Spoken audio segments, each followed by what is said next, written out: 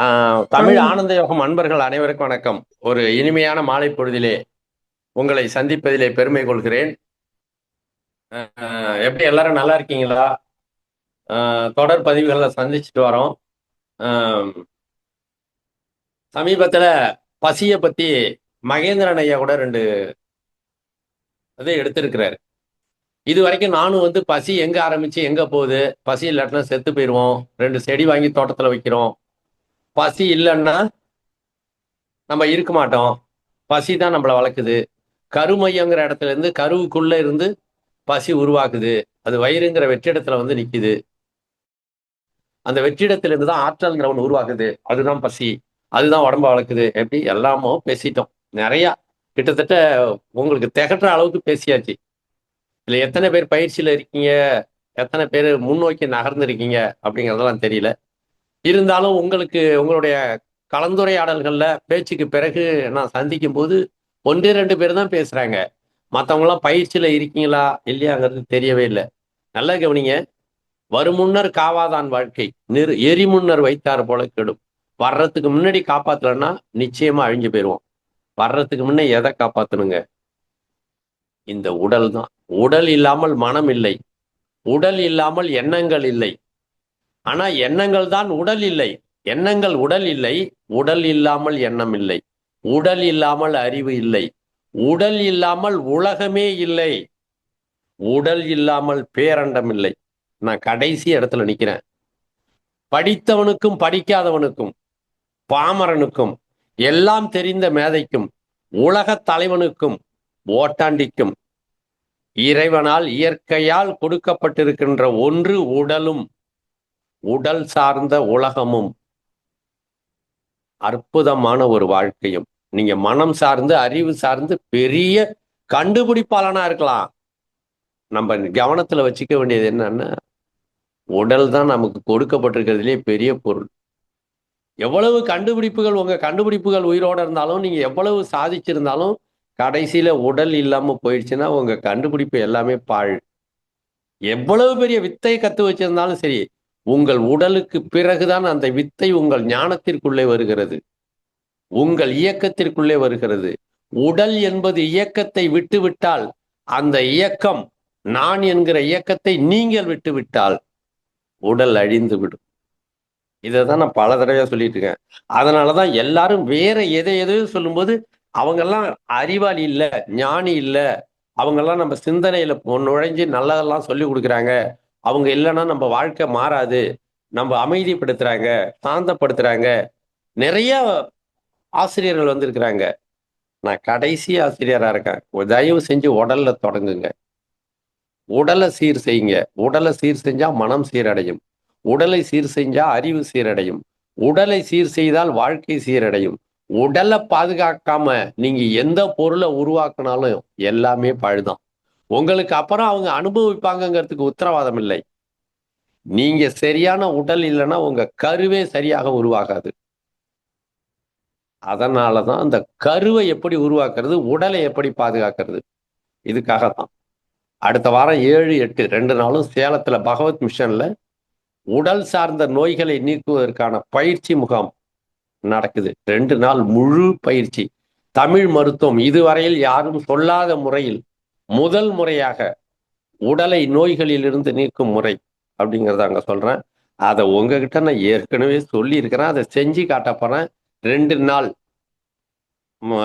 நிறைய சுத்திகளை, மனம் சுத்தி, அறிவு சுத்தி, இன்னும் என்னன்னோ சொல்றோம், இருதய சுத்தி நிறைய சொல்றோம். எண்ணத்துல சுத்தம் எப்படி, உடலை சுத்தம் செய்யறதுல நான் தொடங்குறேன். சரிங்களா? உங்களுக்கு அதை ஏற்கனவே பல கூட்டங்கள்ல நான் பேசி பேசி சொன்னதுதான். இந்த அளவுக்கு நான் எங்கேயும் பேசினதே கிடையாது. பசியில் தொடங்குங்கள். பசியை எப்படி எழுப்பணும், நல்லது, இது வரைக்கும் சொல்லியாச்சு. இது மாதிரியே சொல்லி சொல்லி வெறும் கருத்தாவே போயிட்டு பசி என்னெல்லாம் செய்யுது அப்படிங்கிறத இன்னைக்கு பேசணும். அப்படிங்கிறது தான் இன்னைக்கு பதிவு நானா சொன்னது. பசியை இந்த கையை மூடிட்டு உட்கார்ந்து இருக்கிறதுல என்னெல்லாம் நடக்கும்னு சொல்றேன். முதல்ல ஏப்பம் வரும். கொஞ்சம் கொஞ்சமா உடம்புல சூடு அதிகரிக்கும், ஏப்பம் வரும், காத்து மேல் நோக்கி நகரும், சுவாசம், இடகலை பிங்கலைன்னு சொல்லுவாங்க, சூரிய கலை சந்திர கலைன்னு சொல்லுவாங்க. சூரிய கலைக்கு தானாகவே மாறும். சுவாசம் சந்திரகலையிலிருந்து விடுபட்டு சூரிய கலைக்கு போகும். நல்லா கவனிங்க, சூரிய கலையில மரணமே வராது, சந்திரகலையில தான் அடங்கிடும். சூரிய கலை தான் விழித்தல். பூமிக்கே விழித்தல் சூரியன் தான். நல்ல இருட்டுல ஒரு வெளிச்சம். வெளிச்சம் இல்லைன்னா இருட்டு.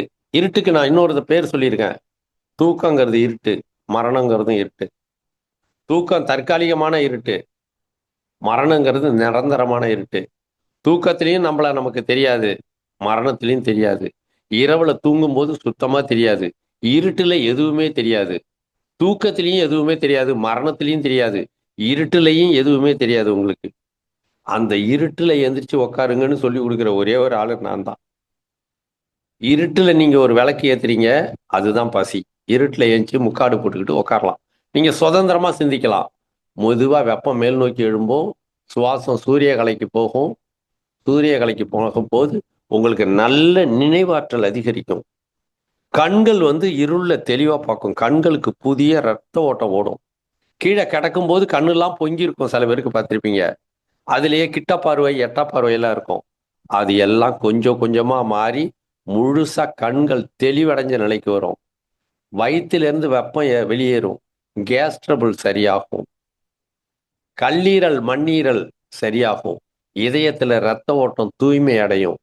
கொஞ்சம் கொஞ்சமா உடம்புல இருக்கிற தோல் நோய்கள் எல்லாம் மாறும். பித்தம் சம்பந்தப்பட்ட நோய்கள் எல்லாம் கொஞ்சம் கொஞ்சமா அழியும். வாதம் சம்பந்தப்பட்ட நோய்கள் எல்லாம் மறையும். கபம் சம்பந்தப்பட்ட சளி சம்பந்தப்பட்ட நோய்கள் வெளியேறத நீங்க உடனே பார்க்க முடியும். உதாரணமா ஒருத்தருக்கு நீண்ட காலமா ஆஸ்துமா இருக்கு. அப்படியே கையை மூடிட்டு உட்காந்து பாருங்க. ரன்னிங் நோஸ், மூக்கு ஒழிவிட்டே இருக்கணும். வைங்க, நீங்க முக்காடு போட்டுக்கிட்டு எந்த மருந்து எடுத்துக்காதீங்க. கையை மட்டுமே மூடிட்டு உட்காருங்க. கொஞ்சம் கொஞ்சமா அந்த மூக்கடைப்புன்னு குறைஞ்சி மூக்கு ஓட்ட திறந்து சுவாசம் முழுசா நீங்க விடுறத நீங்களே அனுபவிச்சு பார்க்கலாம். வயிறு செரிமானம் இல்லாம கேஸ் ட்ரபிள்ல கஷ்டப்படுறீங்க, கையை மூடிட்டு இரவுல பொறுமையா உட்காந்து பாருங்க. வெந்நீர்ல கால் துடைச்சுக்கோங்க. சொன்ன 4 விதியை கரெக்டா கடைபிடிங்க.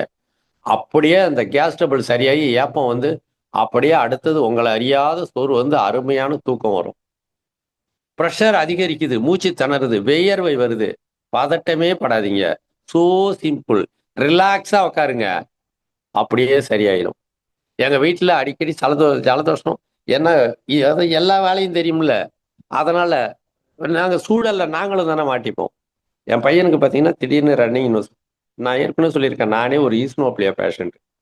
இப்போ எல்லாத்துக்கும் வைத்தியம் பார்க்குற டாக்டர் ஆயிட்டேன். இந்த முறையை கடைபிடிச்சிட்டா நீங்களும் எல்லாருக்குமான டாக்டர் ஆயிடுவீங்க. இந்த மாதிரி தான் என் பையனும் நோயாளி, நான் நோயாளி, என் பையனும் நோயாளி. என்னடா இப்படி மூக்கு ஒழுகிட்டே இருக்கு அப்படின்னு என் மனைவி கேட்பா. இன்னைக்கு நான் சரி பண்ணிடுவேன் வேலையை பாருமா. எங்க சரி பண்றான், ராத்திரி ஏஞ்சி உட்காந்துரும், அவ்வளோதான். ஒரு மணி நேரம் உட்காந்து பாருங்க, இந்த மூக்கு ஓட்டையெல்லாம் திறந்துடும். தானா தண்ணீர் சொட்டிக்கிட்டே இருக்கும். கொஞ்ச நேரம் கழிச்சு சொட்டுறது நின்றுடும். அமைதியா நல்ல ஆழமான தூக்கம் வரும். மன சோர்வு இருக்கு பாருங்க, உடம்புல அதிகமான டயர்ட்னஸ் இருக்கும். நிறைய பேர் என்ன நினைச்சிட்டு இருக்கோம்னா, தூங்குறது தான் ஓய்வுன்னு சொல்லிட்டு இருக்காங்க. இதை விட பைத்தியக்காரத்தனமான, அடிமுட்டாள்தனமான, இது ரெக்கார்ட் ஆகிட்டு இருக்குன்னு எனக்கு தெரியும், பயப்படாம பேசுற மாதிரிங்க, தூக்கம் தான் ஓய்வுன்னு சொல்றதை விட பைத்தியக்காரத்தனமான புரிதல் அல்லது அடிமுட்டாள்தனமான புரிதல் ஒண்ணுமே கிடையாது. நல்லா புரிஞ்சுக்கோங்க. ஓய்வு என்பது தன்னை சரிபார்த்தல், எண்ணங்களை சரிபார்த்தல் மிக சரியான ஓய்வு. வேலைகளை சரிபார்த்தல் மிக சரியான ஓய்வு. ஒரு வேலையை செய்றீங்க, நீங்க அதை சரி பார்க்காம போயிட்டீங்கன்னா சத்தியமா அது ஓய்வு கிடையாது. ஏன் சொல்லுங்க? நீங்க தப்பா கூட செஞ்சிருப்பீங்க, அல்லது இன்னும் கூட சிறப்பா செய்யலாமேன்னு கூட அதை திருப்பி நீங்க பார்க்கும்போது தெரியும். நீங்க திருப்பி பார்க்கலன்னா, அந்த வேலையை செஞ்சதை திருப்பி பார்க்கலன்னா, இதை தப்பா செஞ்சிட்டோமேங்கிறதே தெரியாது. தப்பா செஞ்சிருந்தா, அல்லது இதை விட இன்னும் எளிமையா செஞ்சிருக்கலாமே இதை அப்படிங்கிறதும் திருப்பி பார்க்காட்டினா தெரியாது. நீங்க தான் இவ்வளவு நாள் முடிச்சுட்டு போயிட்டீங்களே. அதே போலவே ஒரு எண்ணமே வருது, ஒரு வீடு கட்டுறதுலையோ பொருள் வாங்குறதுலையோ எதுலையும் நீங்க திருப்பி எண்ணங்களையும் சரி பார்க்கணும். இது சரியான எண்ணமா, இதன்படி செயல்பட்ட கடைசி வரைக்கும் வெற்றி வருமா, இந்த ரெண்டையும் எந்த இடத்துல இருந்து சரி பார்க்கறது?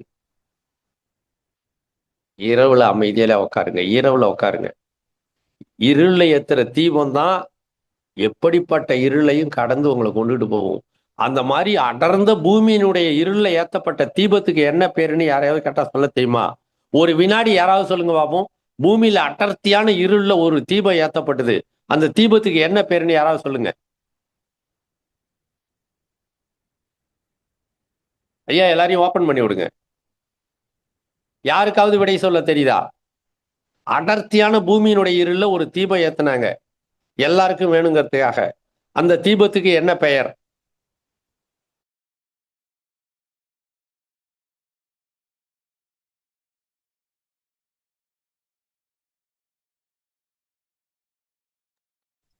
ஐயா நீங்களே சொல்லிருந்தீங்க.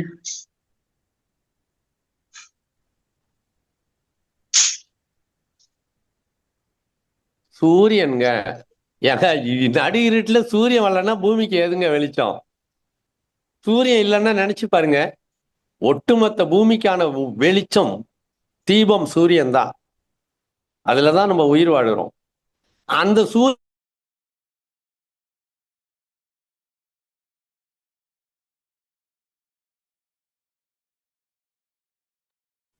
ஐயா ஐயா உங்க மைக் வணக்கம் மியூட் வந்து மைக் மியூட் ஆயிடுச்சுங்க ஐயா, அன்மியூட் பண்ணிருங்க.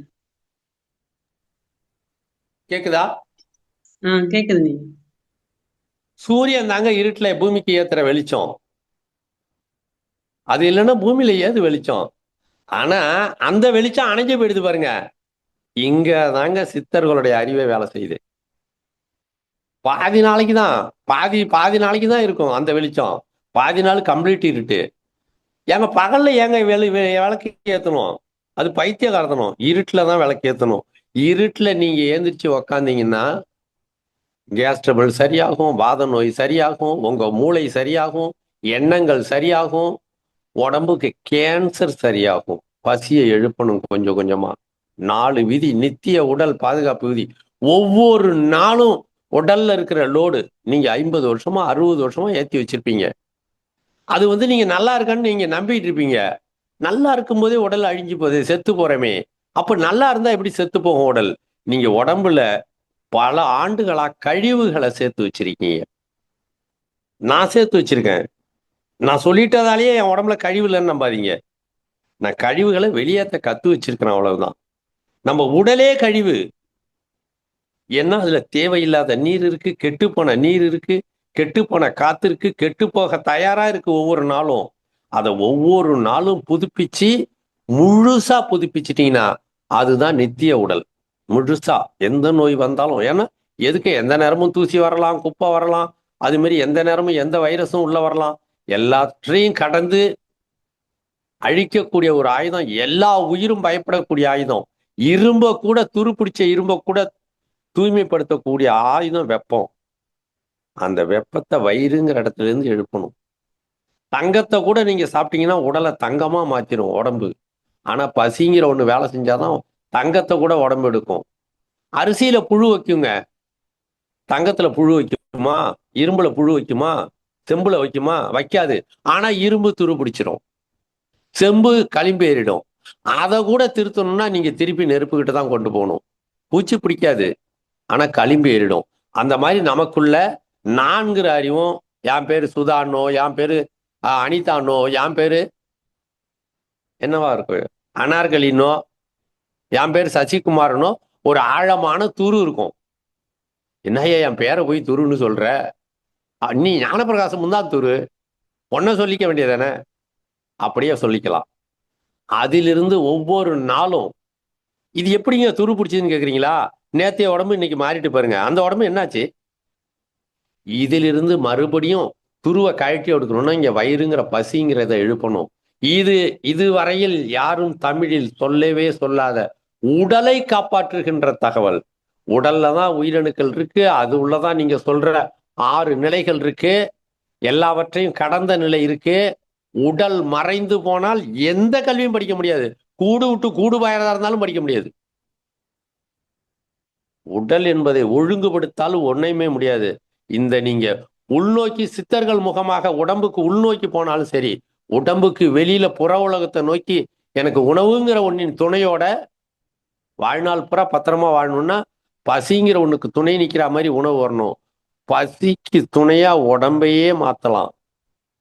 அப்படித்தான் ஆட்டை தூக்கி பசிக்கு துணையா போட்டுக்கிறோம், கோழியை தூக்கி உள்ள போட்டுக்கிறோம், அரிசியை தூக்கி உள்ள போட்டுக்கிறோம், தன்னையே பசிக்கு துணையா மாத்தினவங்க சித்தர்கள். இல்லப்பா, நான் பசிக்கு துணையா வேற ஒண்ணு வச்சுக்கிறேன், இந்த உடம்பு எனக்கு வேணும்.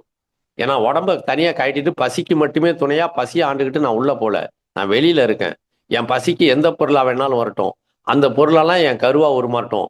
என் கருவை நான் சாப்பிட்றது இல்ல, அரிசியை சாப்பிட்றேன், என் கருவா மாறி ஆண் குழந்தை பிறக்குது. ஆட்டுக்குட்டியை சாப்பிட்றேன், என் கருவா மாறி பெண் குழந்தை பிறக்குது. ஏன்னா என் கருவை நான் சாப்பிடல, வேற எதையும் சாப்பிட்டு என் கருவா மாத்துறேன். நான் சந்தோஷமா வாடுறேன், அவங்க சந்தோஷமா வாழ வச்சுக்கிறேன். இந்த உலகத்தை நான் அழகா ரசிக்கணும், பார்க்கணும், பாதுகாப்பா வேறணும். அங்கேயும் இந்த பசிதான் உணவின் பெயரால உடம்ப காப்பாத்திக்கிட்டே இருக்கு. செத்து போற வரைக்கும் பத்திரமா வாழறதுக்கு பசிதான் காரணம். அந்த பசிக்கு துணையா உணவுங்கிற ஒன்ன உருவாக்கினா, பசிக்கு துணையா இருக்கிறதுக்காக உருவாக்கப்பட்ட உணவு. அந்த உணவு தான் மருந்தா இருந்தது. அதுதான் முதுமக்கள் தாடியில செத்து போக வழி தெரியாம இருக்கிறவனை தூக்கி கொண்டு போய் போதும் இந்த உடல்னு கொண்டு போய் வச்சாங்க. செத்தும் போல நோயும் வரல. அப்போ உடல் என்கிற ஒன்றுதான் சித்தர்களுக்கும் கருவியா இருக்கு, சித்தர்கள் அல்லாத சாதாரண குடிமகனுக்கும் கருவியா இருக்கு. குடிமகன் புற உலகில எல்லா உயிரையும் தான் உயிராகவே நினைக்கிறான். அவன் தான் உழவுங்கிற ஒன்ன செய்யறான். அவன் தான் நீரை நிலத்துல செயற்கையா நிறுத்துறான். நீர் நின்ன பிறகுதான் உயிர்களே வருது. அந்த உயிர்கள் வந்த பிறகுதான் எல்லா உயிர்களுக்குள்ள உறவு வருது. ஆக 2 பேருக்குமே பசிங்கிறது தான் துணையா நிக்குது. இவன் பசிக்கு துணையா எல்லா உயிரையும் செத்துக்கிட்டு எல்லா உயிரையும் பெருமைப்படுத்துறான். அவன் பசிக்கு தன்னையே கொடுத்து, சித்தன் என்கிறவன் தன்னை பசிக்கே துணையா கொடுத்து பசியோட இரண்டரை கலந்து எல்லா உயிருக்குள்ளேயும் சென்று வாழக்கூடியவன் சித்தன். சரியா? நல்லது.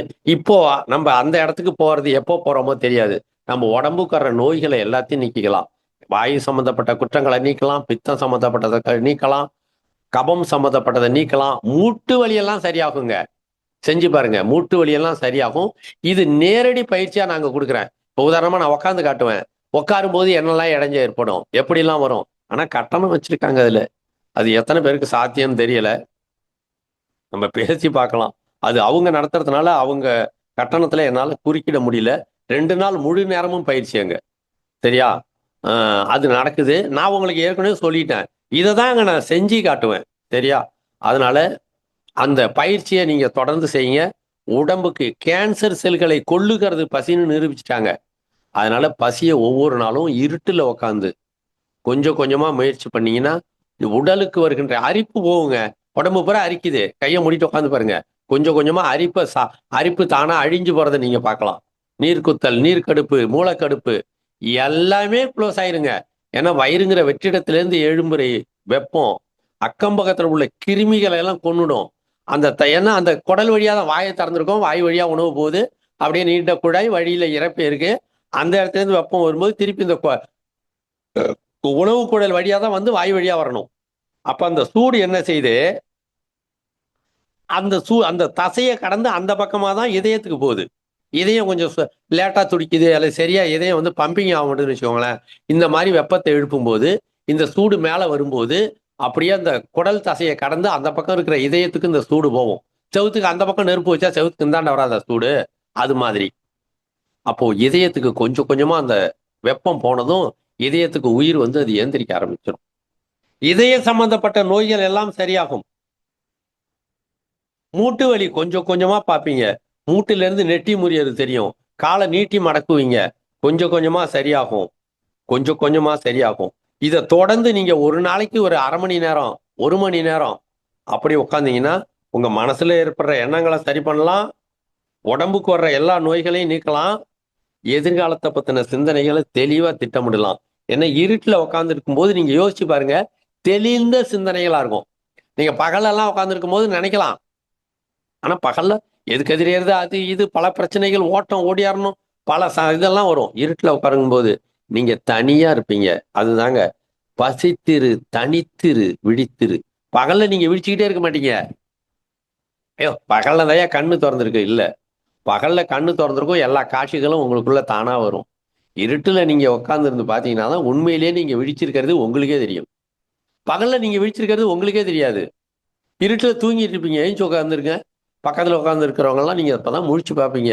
நீங்க மட்டும் முழிச்சிட்டீங்க, எல்லாரும் தூங்குறாங்கிறதே அப்பதான் தெரியும் உங்களுக்கு. பகல்ல எல்லாரும் தூங்குறாங்களா முழிச்சிட்டு இருக்காங்களே தெரியாது. அவங்க சிந்தனை வசப்பட்டு இருப்பாங்க பகல்ல. இல்லடா நான் அம்மாட்ட பேசிட்டு இருக்கேன், நீ ஆமா ஏதோ சிந்தனையில இருக்கேன். பகல்ல இருப்பான், கண்ணால பார்த்துட்டு இருப்பான். அது விழித்திருத்தல் அல்ல. ஆனா இருட்டுல ஏஞ்சி உக்காந்தீங்கன்னா நீங்க சும்மாவே இருட்ட பார்த்துட்டு உட்காந்துருக்க முடியாது. அதுக்குள்ள சிந்தனைகள் வரும். அப்பதான் உண்மையான விழித்தல் வரும். இருட்டுல ஏத்துனாதாங்க தீபம். பகல்ல தான் ஏற்கனவே வெளிச்சம் இருக்கு, அங்க எங்க தீபம்? அந்த தீபம் தெரியவே தெரியாது. சரியா? சுய சிந்தனைகளை பட்டை தீட்டு ஒழுங்குபடுத்துவதற்கும் உடலை முதல் முதலில் தயாரிப்பதற்கும் பசியை எழுப்ப வேண்டும். சரிங்களா? இது சம்பந்தமா ஏதாவது கருத்துக்கள்? போன தடவை நிறைய பேர் பேச விரும்புனீங்க. யாருக்கும் நோய் வந்ததா நீங்குச்சான்னு யாரும் இது வரைக்கும் சொல்லவே இல்லை. நோய் நீங்கினவங்க நிறைய பேர் இருக்காங்க. அவங்கள அடுத்தடுத்த கூட்டங்களை நான் பேச வைக்கணும்னு விரும்புறேன்.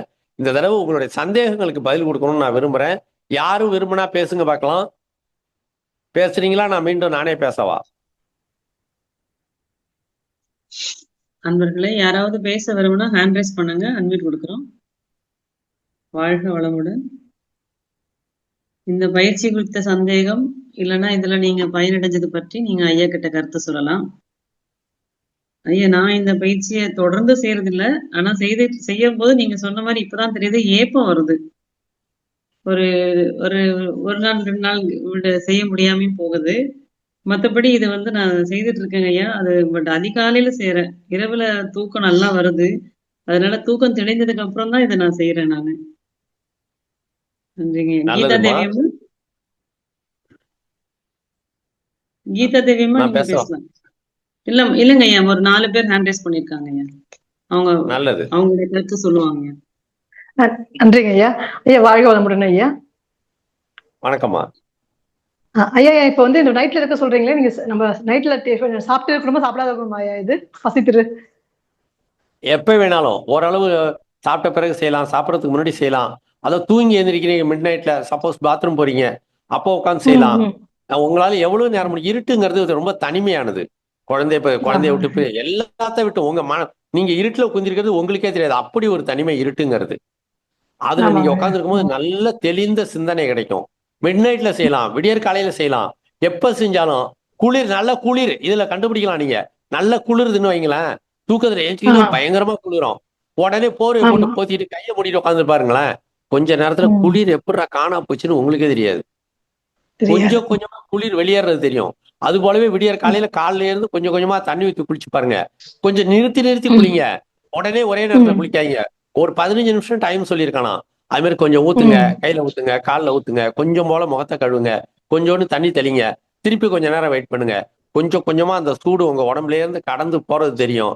கொஞ்ச நேரம் கழிச்சு கொஞ்சம் கொஞ்சமா மொண்டு ஊத்திட்டே இருக்க இருக்க இருக்க சுகமாவே இருக்கும். அதே போல எவ்வளவு கடுங்குளிரா இருந்தாலும் நீங்க ஏஞ்சி உட்காந்து இந்த மாதிரி கையை மூடிட்டு உட்காந்துட்டீங்கன்னா அந்த குளிர் கொஞ்சம் கொஞ்சமா உங்க உடம்ப விட்டு வெளியேறது தெரியும். நடுக்கும் கூட. ஆனா உட்காந்து பாருங்களேன், குளிர் சுத்தமா போயிருக்கும். ஆச்சரியமா இருக்கும். சித்ரா அம்மா சொல்லும் போது ஏப்பம் வருதுன்னு சொன்னீங்க. நீங்க படுத்திருக்கும் போது ஏப்பம் வரவே வராது. ஏப்பம் வருதுன்னா என்ன அர்த்தம்னா மேல் நோக்கி போகுது, செரித்தல் நடக்குதுன்னு அர்த்தம். எப்பெல்லாம் ஒரு விளக்கு வந்து வெப்பம் வந்து மேல் நோக்கி போகுதோ அப்பெல்லாம் விளக்கு பிரகாசமா எரியுதுன்னு அர்த்தம். அதாவது ஒளியை நோக்கி போகுதுன்னு அர்த்தம். வெப்பம் மேல் நோக்கி போக போக நம்மளுக்கு உயிர் சத்து அதிகரிக்குதுன்னு அர்த்தம். கிராமங்கள்ல பேசும்போதே சொல்லுவாங்க, உன் கறியில சூடு சொரணல்ல அப்படின்னு கேட்பாங்க. சூடு இல்லாட்டினா நம்ம செத்து போயிட்டோம்னு அர்த்தம். செத்து போட்ட பிறகு உடம்பு சொல்லிட்டுறோம். சூடு இருக்கணும்னா என்ன அர்த்தம்? சூடு எப்பெல்லாம் மேல் நோக்கி போகுதோ அப்பெல்லாம் தான் சூட்டுக்கு உயிர். சூடு கொஞ்சம் கொஞ்சமா அடங்கி போச்சுன்னா சூடே கிடையாது. சொல்லுவாங்க, இந்த மாதிரி அவனை போய் நம்புற, எல்லாத்தையும் சாப்பிட்டு ஏப்பம் விட்டுட்டு போயிடுவான். அவன் எமனையே சாப்பிட்டு ஏப்பம் விட்டுருவான் தெரியுமா? அப்பனா என்ன அர்த்தம்? செரிச்சிட்டுன்னு அர்த்தம். செரித்தல் இல்லாட்டி போனாதாங்க நம்ம செத்துருவோம். பால் ஊத்திக்கிட்டு இருப்பாங்க, கடைசியா படுத்த படுக்கை ஆயிடும். 6 மாசம் படுத்து கிடக்குறவனும் செத்துட்டான்னு தேவலான்னு நினைப்பான். பால் ஊத்துறவங்களும் ஏன் தான் சும்மா படுக்கையிலேயே கடந்து இப்படி அவஸ்தைப்படுதோ தெரியலையேம்பாங்க. பால் மட்டும் கொஞ்சம் கொஞ்சம் போயிட்டே இருக்கும். கடைசியில ஒரு நாள் பால் வழிஞ்சிரும். தெரியும், அவ்வளவுதான். பால் வழிஞ்சிட்டு நாளைக்கு நின்னுடும்பாங்க. அதுக்கு என்ன அர்த்தம்? செரித்தல் நின்று போச்சுன்னு அர்த்தம். மறுநாள் செத்துருவார். செரித்தல் இருந்ததுன்னா உங்களுக்கு உயிர் அதிகரிக்குதுன்னு அர்த்தங்க. உயிர் அதிகரிக்காம உங்களால நோயை எதிர்க்கவே முடியாது. தூக்கத்துலலாம் நோய் எதிர்க்க முடியாது. தூக்கத்துல நோய் அழியவே அழியாது. தூக்கம் என்பது தற்காலிகமான மரணம். தூக்கம் என்பது நோய்களை ஒழிப்பதற்கான சாதனம் அல்ல. தூக்கம் என்பது ஓய்வு அல்ல, ஓய்வு அல்ல, ஓய்வு அல்ல. சரிபார்த்தல் தான் ஓய்வு. எண்ணங்களா இருக்கட்டும், வேலையா இருக்கட்டும், உடலாக இருக்கட்டும், உடலை சரிபார்க்கிற வேலை தான் பசியை எழுப்புறது. நீங்க என்னால முடியல தூங்குறாங்கிறீங்கல்ல, நினைச்சுக்கிட்டு படுங்க. சித்ராமாவுக்கு சொல்றேன், நினைச்சுக்கிட்டு படுங்க தயவு செஞ்சு. ஒவ்வொரு நாளும் நினைங்க, ஐயோ பாவம் உயிரை கையில பிடிச்சிட்டு உக்காரு உக்காருன்னு ஒருத்தன் சொல்லிட்டு இருக்கான். என்னென்ன வாத்தியாரோ எதையோ சொல்லி கொடுக்குறாங்க. இந்த ஒருத்தன் மட்டும் ஆரம்பிச்ச அன்னையில இருந்து இன்னைக்கு வரைக்கும் எந்திரிச்சு உக்காரு எந்திரிச்சு உக்காருன்னே சொல்லிக்கிட்டு இருக்கான். நானும் உட்காரணும்னு தான் நினைக்கிறேன், உண்மையிலேயே முடியல. ஆனா ஒரு 10 நிமிஷம் ஒரு அரை மணி நேரம் உட்காந்து பார்த்தா தேவலாம். போன மாசத்துல 2 நாள் தான் உட்காந்தேன், இந்த மாசம் உட்காரவே இல்லை. அந்த ஆளு பாவம் கதறான்.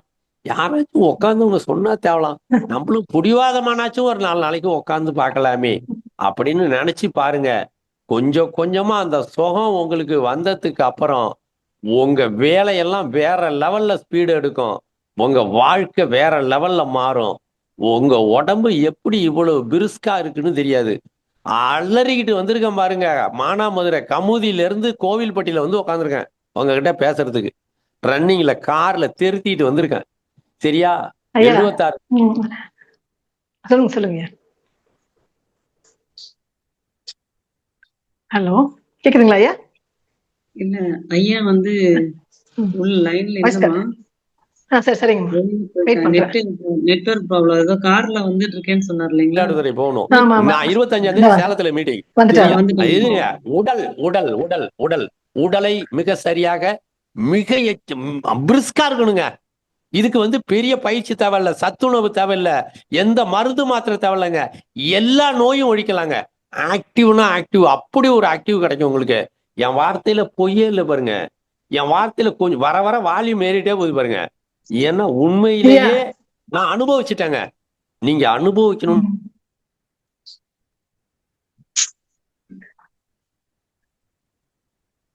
சொல்லுங்கம்மா கீதா தேவி அம்மா. கேக்குதுங்கம்மா. அவரு லைன்ல என்ன போகுதுமா, டவுட் கேட்கணும் அவர்கிட்ட தான், அதுதான் வெயிட் பண்றேன். லைன் கட் ஆயிடுச்சு எனக்கு. இந்த உலகத்துல ஒரு மாபெரும் சக்தியாக நீங்கள் மாறுவீர்கள். நன்றி. யாரா பேசுறீங்க? பேசுங்க, குறுக்கிடுறீங்க. ஐயா ஐயா நான் தான் ஐயா இப்ப லைன்ல கீதா தேவி ஐயா. ஐயா இப்போ வந்து எனக்கு எப்பவுமே சோர்வாவே இருக்குது உடம்பு. எனக்கு எவ்வளவு தூங்கினாலும் தூக்கம் பத்த மாட்டேது எனக்கு. கேக்குதுங்களா ஐயா? சொல்லுங்க. என் உடல் வந்து எப்பவுமே சோர்வாவே இருக்கு, டயர்டாவே இருக்கேன். நானு எவ்வளவு தூங்கினாலும் பத்த மாட்டேன் தூக்கம். சோ நான் இப்ப எனக்கு வந்து என்ன டவுட்னா, தூக்கத்தை விட்டுட்டு நான் தவம் பண்ணி காலையில எழுந்துக்கலாமா, இல்ல நான் தவம் பண்ணாம தூங்கலாமா? எனக்கு எனர்ஜி எப்படி கிடைக்கும், அதுதான் கேள்வியா. ஹலோ கேக்குது? அம்மா இருங்க, லைன் ஐயா சொல்லுவாரு. இதுவும் தூக்கத்திலேயே உட்கார்ந்து நீங்க அந்த கவர் பண்ணிட்டு உட்கார்ந்துட்டே ஏதோ என்ன சொல்லிருக்க முடியறதுக்கு எனக்கு வாய்ப்பு இல்லை. நடத்துறது அவங்களுக்கு நான் அடிமையா போயிருக்கேன். அவங்க அப்படிதான் வாங்குறாங்க எல்லா இடத்துலயும். ஆனா 2 நாள் முழு நாள் பயிற்சி. சரியா? நீங்க உண்மையிலே உட்காந்து பாருங்க. நீங்க அங்க வரணும்னு நான் கட்டாயப்படுத்தல. நீங்க 2 நாள் நீங்க தனிமையில தினசரி உட்காருங்க. கொஞ்சம் கொஞ்சமா உங்க உடம்புல இருந்து சோர்வு எப்படி போகுதுங்கிறத நீங்க கண்டுபிடிக்க முடியும். அடுத்த கூட்டத்துல மூலிகை மகேந்திரன் இல்ல, நீங்க ஆரம்பிப்பீங்க பாருங்க. மைக்க பிடிச்சிட்டு இருங்க, அந்த ஆள் பேசுனது கொஞ்சோண்டு நான் பேசுறேன் பாருங்க. எனக்கு என்னெல்லாம் பிரச்சனை இருந்தது, எப்படிலாம் அந்த பிரச்சனை தீர்ந்தது நீங்க அனுபவிப்பீங்க. நீங்க செஞ்சு பாருங்க. செய்யும் பொழுது மாற்றங்கள் வந்துகிட்டே இருக்கும். அப்படியே லேசா வாட்ச் பண்ணுங்க. இந்த வெளிச்சத்துல என்னென்ன பொருள்லாம் தெரியுதுன்னு நீங்க இது வரைக்கும் எண்ணுனதே இல்லை. பகல்ல உட்காந்து உங்களால சொல்லவே முடியாது அவ்வளவு பொருள். இந்த மாதிரி உட்காந்து பாருங்க. உங்களுக்குள்ள மூச்சு ஓடுதா, வயிறு வலிக்குதா, ஏப்பம் வருதா, கண்ணு முன்னைக்கு இப்ப தெரியுதா? முதல்ல கண்ணே தெரியாது இருட்டுல, அப்படியே தள்ளும் மூளைய. இப்ப எப்படி தெளிவா இருக்கு. உண்மையிலேயே ஒரு 5 நிமிஷம் நல்ல தெளிஞ்ச மனநிலை வந்தது. அப்போ வலியே தெரியலையே உடம்புல. இதெல்லாம் கொஞ்சம் கொஞ்சமா வரும். நீங்க என்னத்தை அனுபவிக்கிறீங்கிறத திருப்பி அசைப்பட்டுக்கிட்டே இருங்க. அப்படியே வரும் பாருங்க, வேற லெவல் வந்துகிட்டே இருக்குங்க. நான் அப்படிதாங்க. சோர்வுனா அப்படியே கிடந்துருவேன், திருப்பி விழுந்துருவேன் பாயில, அப்புறம் திருப்பி எழுந்திருப்பேன். செத்த நாள் இன்னும் செத்த நாள் உட்காந்துருக்க கூடாது, அப்புறம் திருப்பி எழுந்திருப்பேன். ஒரு 10 நிமிஷம் 15 நிமிஷம் அப்படியே உடம்பு படுத்தா தேவலாம், தள்ளி விட்டுருங்க உடம்ப, திருப்பி படுத்துருவேன். எப்படியும் ஏமாத்தி கீழே தள்ளுறதுலயே குறியா இருக்குப்பா இந்த உடம்பு. ஒரு 10 நிமிஷம் உட்காந்தா போதும்பா. சும்மா ஒண்ணும் பேச, நீ குந்தியதெல்லாம் இருக்க சொல்றேன், அது கூட முடியல. செவுத்துல சாஞ்சிக்கிட்டாவது குந்தி இருக்கணும். இப்ப நேரா உட்கார முடியலன்னா அப்புறம் கொஞ்சம் கொஞ்சமா நேரா உட்கார ட்ரை பண்றது. உண்மையில நான் சொல்றேன், சோறு போடுறதுக்கு முன்ன பாய் போட்டுட்டு சோறு தின்ன தமிழ்நாட்டே சோறு தின்ன ஆளு சத்தியமா ஒரே ஒரு புள்ள, என் புள்ள மேல சத்தியமா, நாம கும்பிடுற சாமி மேல சத்தியமா, பாய் போட்டுட்டு சோறு தின்ன ஒரே ஒரு ஆளு நான் தான். ஏன்னா சாப்பிட்ட வினாடியில படுத்துருவாங்க. அப்படிதான் நான் வாழ்ந்தே இருக்கேன். தனியா உட்கார முடியாது செவுத்துல சாயாம என்னால. தனியா உட்காந்தே பேசுறேன் ஒரு நாள் பூரா. ஈஸ்னோபிலியா பேஷண்ட் பெனிசிலின் ஊசி 55 ஊசி போடலன்னா ஒரே புள்ள ஒரு தாய்க்குங்கிற செத்துருவான்டா, டிபி முத்திட்டுடான்னு சொன்னாரு. டிபிக்கு மருந்து கொடுக்குறேன். வெறும் பயிற்சிங்க. உடம்புக்கு மருந்தே தேவையில்லை. உடம்புக்கு தேவையெல்லாம் அந்த சூடு, கிருமிகளை அழிக்கிற சூடு, உங்க உடம்ப உயிரோட வச்சிருக்கிற சூடு, செத்து போகாம உங்க உடம்ப காப்பாத்துற சூடு. சரிங்க. இந்த சூட்டை எழுப்புங்க. கொஞ்சம் கொஞ்சமா வந்துரும், கொஞ்சம் கொஞ்சமா வரும். வயிற்றுல சூடு உண்டாகும்ல, சோர்வு தான் வரும். திருப்பி அந்த சூடு சித்ராமா சொன்ன மாதிரி ஏப்பமா வரும். கொஞ்ச நாள் கழிச்சு ஆமா இல்ல, நம்ம விடியிற வரைக்கும் தூங்குனா ஏப்பம் வரல, இப்ப எப்படி ஏப்பம் வருது அப்படின்னு யோசிச்சு பாருங்க. ஏதோ நடக்குது போல இருக்கே, என்ன அவர் ஏதோ நடக்குதுனாரு, ஒண்ணுமே நடக்கலையே அப்படின்லாம் நான் யோசிச்சு பாருங்க. இது ரெக்கார்டிங்ல இருக்கு, நிறைய பேருக்கு பயன்படும். அதுக்காக தான் இப்படி எல்லாம் உங்களுக்கு விளக்கம் சொல்லி கொடுக்குறேன். எப்படியாவது உங்களுக்கு 10 பேரை 2 பேரை தயார் பண்றேன்னு வச்சுக்கீங்க, 2 லட்சம் பேரை தயார் பண்ணதான் அர்த்தம் அப்படி நினைக்கிறேன். இது ஒரு மாபெரும் இயக்கமா மாறிடும். ஏங்க நீங்க தனியா உட்காந்துருக்கீங்க, நான் தனியா உட்காந்துருக்கேன். தாயா இருந்தாலும் பிள்ளையா இருந்தாலும் வாயும் வயிறும் வேற. வயிற்றுல என்னடா ரகசியம் இருக்குன்னா, அவன் உயிரை காப்பாத்துற ரகசியம் வயிற்றுல இருக்கு. பசி. அம்மா செத்து போனதுக்கு காரணம் பசி. பிள்ளை செத்து போகாம இருக்கிறதுக்கு காரணம் பசி. கரு குழந்தையா மாறாம இருக்கிறதுக்கு காரணம் பசி. கரு உயிராகி குழந்தையா மாறி சித்ராவா பேசுறதுக்கு டேனியல், என்ன டேனியல், ஏதோ ஒரு டேனியல் சொன்னீங்களே, சித்ரா டேனியல், கீதா டேனியல், கீதா டேனியலா மாறி இருக்கிறதுக்கு காரணம் பசி. கீதா தேவியா மாறி இருக்கிறதுக்கு காரணம் பசி. சரியா? எனக்கு எப்பவுமே எனர்ஜி கம்மியாவே இருக்கு. உயிர் கொடுங்க, அதுதான் கேட்கலாம். பசிக்கு உயிர் கொடுங்க. நீங்க உட்காருங்க, சரியா வந்துரும். அடுத்தது வாங்க. கண்டிப்பா ஐயா. நன்றி ஐயா. அடுத்த மாசம் கூட்டத்துல நீங்க பேசுறீங்க, எனக்கு ஒரே ஒரு உதவி செய்யுங்க. பொய் கலப்பு இல்லாம ஒண்ணு செய்யுங்க. எத்தனை நாள் உட்காந்தீங்க, எத்தனை நிமிஷம் உட்காந்தீங்கன்னு உங்க மனசாட்சிக்கு விரோதம் இல்லாம எழுதுங்க. 4 நாள் உட்கார்ந்து இருக்கலாம்னா கவலையே படாதீங்க. 4 நாள் ஆப்ஷன் போடுங்க. ஒரு நாள் நைட்டு ஏஞ்சி உட்காந்தீங்க, அப்படியே செல்ல ஆன் பண்ணி வச்சுக்கோங்க. அவ ஏஞ்சி உட்காந்துருக்கிற நேரத்தை நோட் பண்ணுங்க. உங்களால முடியாம படுக்கும்போது லாசா நோட் பண்ணிட்டு படுத்துருங்க. 4 நாள் கழிச்சு கூட எழுதுங்க.